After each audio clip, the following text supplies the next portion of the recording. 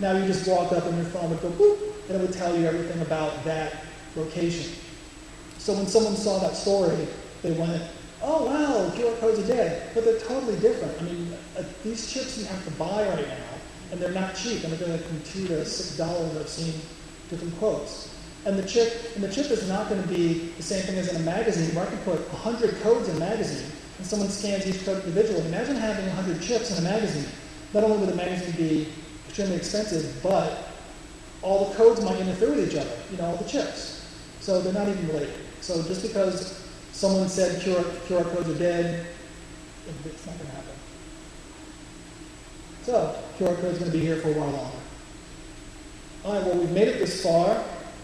And do we have any questions? Because if you do, I have answers. That's the first answer. That's the second answer. And that code that was in the bottom left-hand corner, that was a little handy code that I made. I couldn't think of anything, so I just made a little code and put my name in it. And this is Wordle. You guys know what Wordle is. I just ran my presentation through Wordle, and these were all the words that came up. I have a question. Yes. Yes. I'm interested in how QR codes can link you to the digital, can take you somewhere and see a video or see a web page. But I'm also interested in when you can do something, whether the QR code can somehow invoke a program that will actually make something happen other than something in the video. You see those things? I haven't seen that yet. What kind of a program? Well, I'm thinking about things like use of our group study groups, so that you could scan a code and that would somehow indicate to a program that someone was in that room that room was occupied. And so a map elsewhere in the building would show you that was occupied. I don't know. The code could go to a calendar or go to a form to register, but the code would have to link to like a real-time database. Yeah, that it could be executed. I mean, if you could create the link, I don't see why you can't have the code generated from the link. But you'd have to have something that tells you how to run. I don't think it could link to a batch file or anything like that. But it would have to be some sort of like if you were running a JavaScript or something where you'd have some sort of a link. I'm guessing you could do it, but I haven't tried it.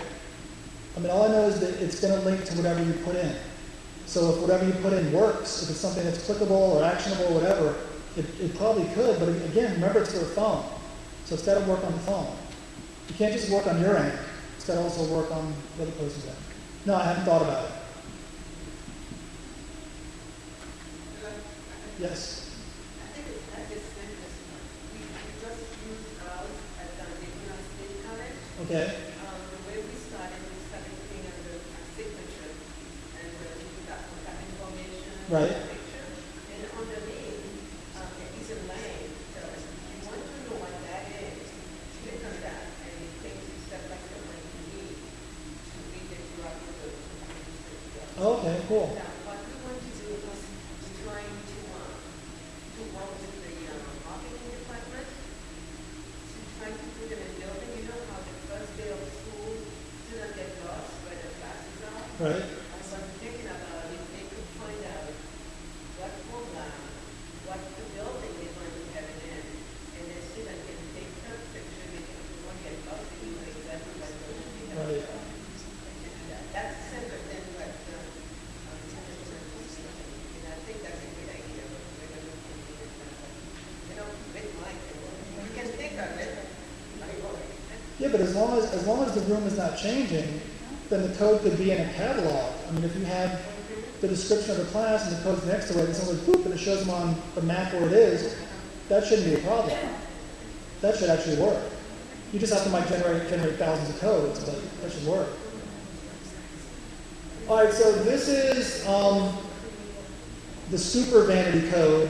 And if you know about this, I apologize, but since I just came up with this myself, to me it's brand new. So I'm thinking that it's cooler than something else. All right, so what I do is I go back to the Japanese page, And because I've seen the codes where people have a really nice code and insert it, there's like a picture of a whale or something with some books, so, you know, a whale reading a book.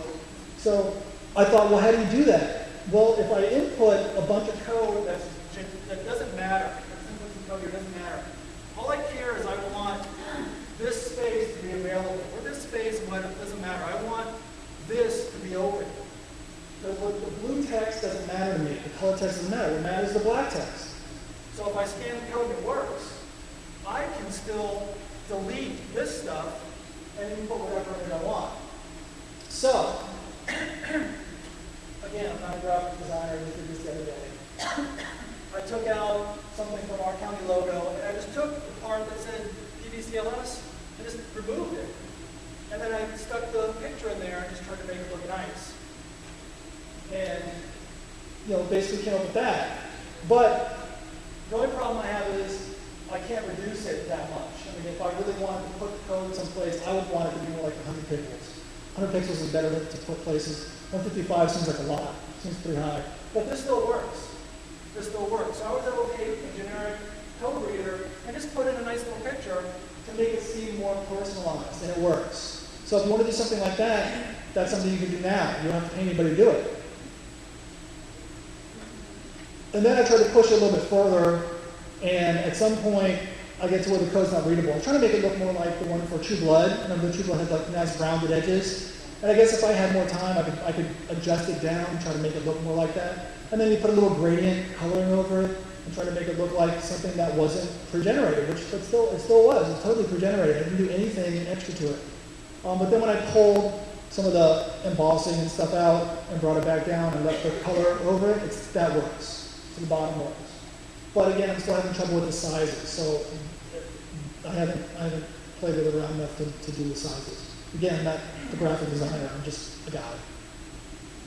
And I guess that's it. Let me see if I can get this to work.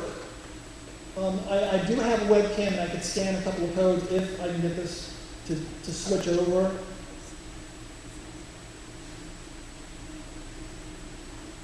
If I can get this to switch over and not be in presenter view, maybe I can just scan a couple of codes.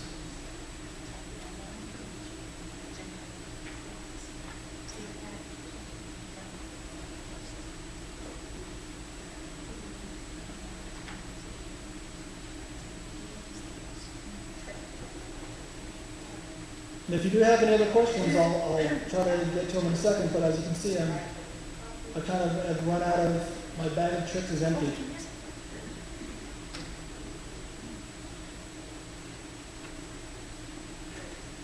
Come on, if this works, great. If it doesn't work.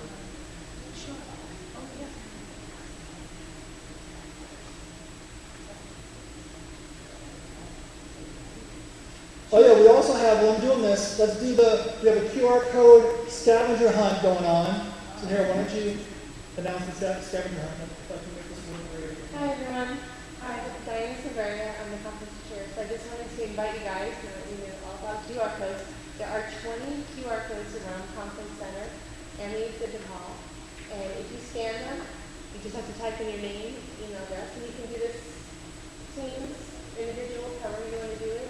The prize in the Bar Library Services is giving a $50 check basket out to the team or person who can scan the most.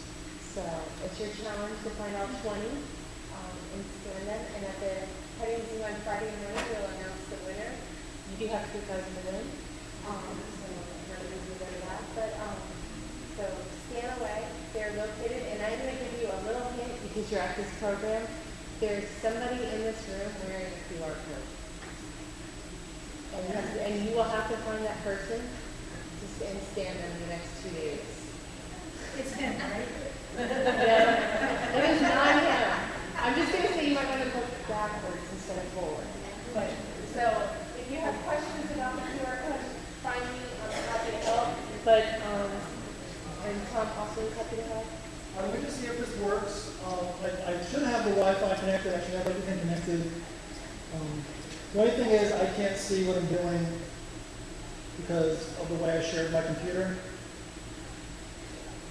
So, this is a webcam. I have the software I got from this Chinese website. It's really cool. It's called QuickMark. You just have to make just make an account and they'll let you download it. And if you want to test code without having your phone,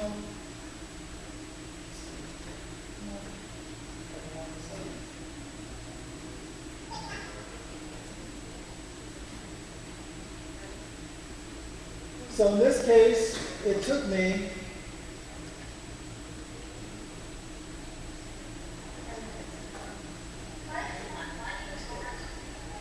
to a video.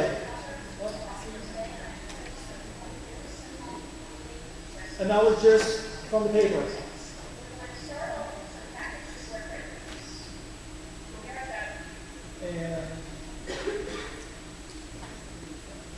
And you can see this is shortened. They use bit.ly to shorten the URL first before they created the code.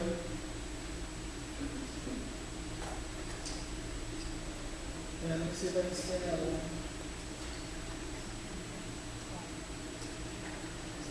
How about a toilet paper lady? The toilet paper lady tells you how much she loves toilet paper. Although that video was messed up somehow.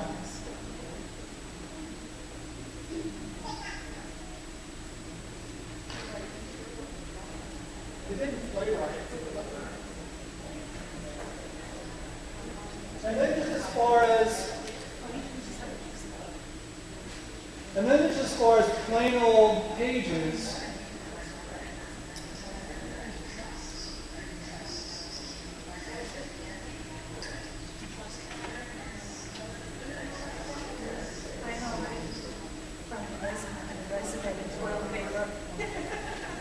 And I'll just show this last one, because I think this is just a mobile page.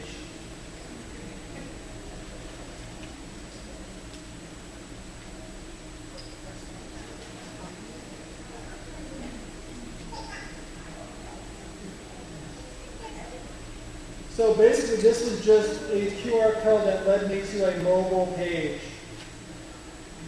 So again, designed for your user. If you have to have somebody make a thing. I tried to find a template online. I found a template, and I created a mobile page for our library, but I didn't like it. I didn't like the way it worked. But I was able to find a template online for free, and I just customized it myself. But if you have somebody who does this stuff, they should be able to create this. There are standard sizes for these things. But just remember, that's who your audience is. You want to make everything work for your user. And that's pretty much it. Thanks. Don't forget the handouts in the back.